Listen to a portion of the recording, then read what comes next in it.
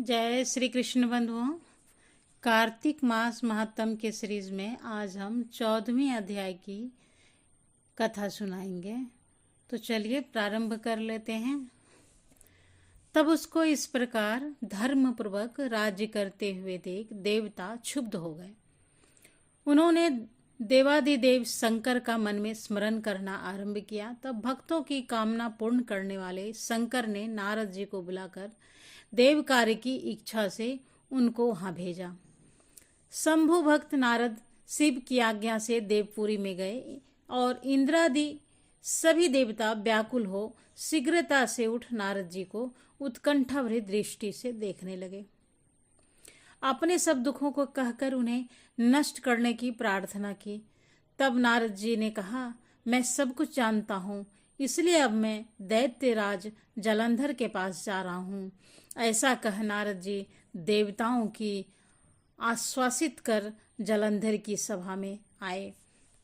जलंधर ने नारद जी के चरणों की पूजा कर हंसते हुए कहा, हे ब्राह्मण, कहिए आप कहाँ से आ रहे हैं, यहाँ कैसे आए हैं? मेरे योग्य जो सेवा है उनकी आज्ञा दीजिए।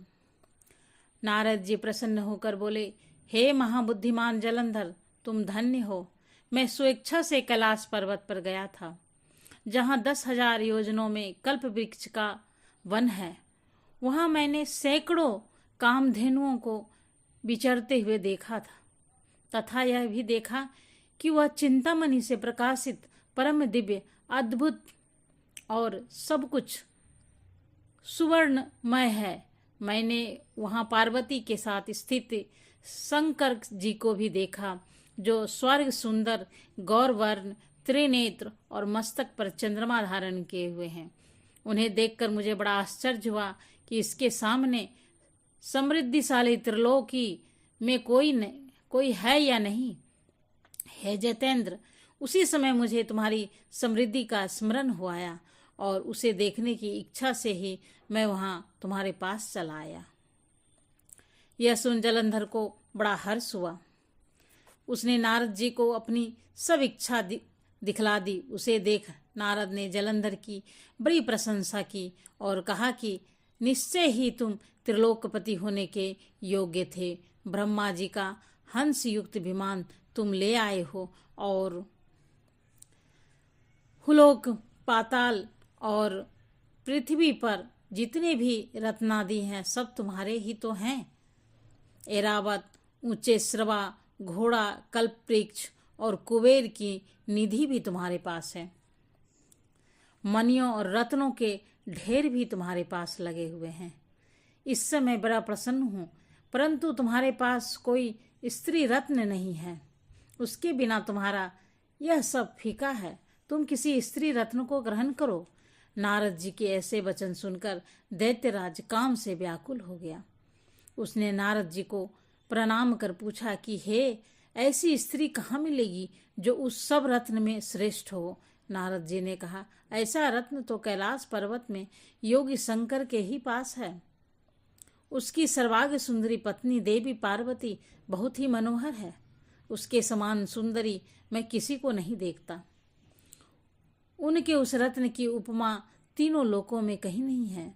देव ऋषि उस दैत्य से ऐसा कहकर देव कार्य करने की इच्छा से आकाश मार्ग में चले गए।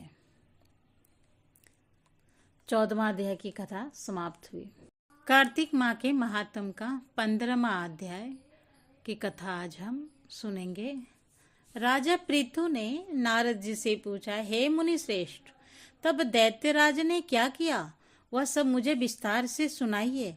नारद जी बोले, मेरे चले जाने के बाद जलंधर ने अपने राहु नामक दूत को बुलाकर आज्ञा दी कि कैलाश पर एक जटाधारी शंभु योगी रहता है, उससे उसकी सर्वांग सुंदरी भार्या को मेरे लिए मांग लाओ। तब दूत शिव के स्थान पर पहुंचा, परंतु नंदी ने उसे भीतर सभा में जाने से रोक दिया। किंतु वह अपनी उग्रता से शिव की सभा में चला ही गया और शिव के आगे बैठकर दैत्यराज का संदेश कह सुनाया।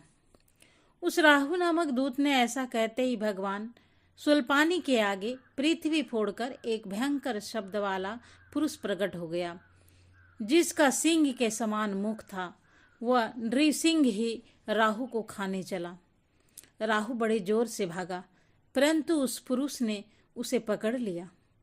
उसने शिव जी की शरण में अपनी रक्षा मांगी। शिव जी ने उस पुरुष से राहु को छोड़ देने को कहा, परंतु उसने कहा, मुझे बड़ी जोर की भूख लगी है, मैं क्या खाऊं? महेश्वर ने कहा, यदि तुझे भूख लगी है तो शीघ्र ही अपने हाथ और पैरों का मांस भक्षण कर ले और